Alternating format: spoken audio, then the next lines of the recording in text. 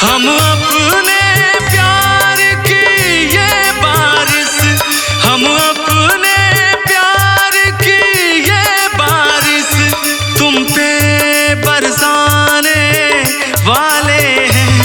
कलियां न बिछाना राहों में, कलियां न बिछाना राहों में, हम दिल को बिछाने वाले हैं, मेरे दिल पर आने वाले हैं।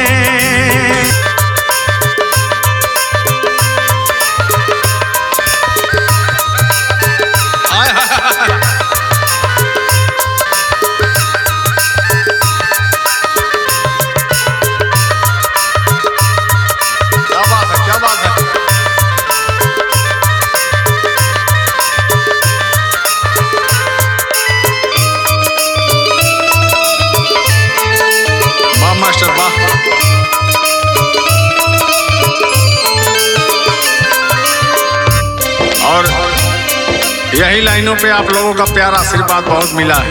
15 सेकंड के गानों ने हमारी जिंदगी पलट दिया।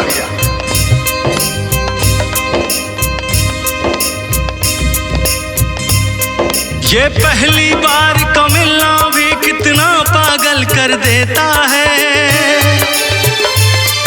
यही था।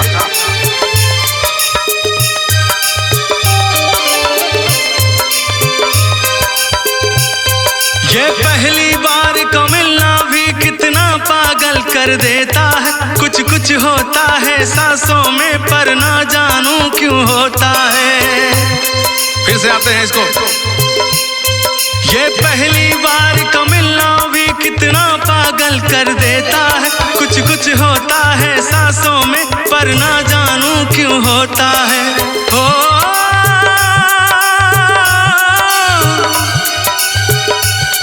हम अपने प्यार की ये बारिश, हम अपने प्यार की ये बारिश तुम पे बरसाने वाले हैं।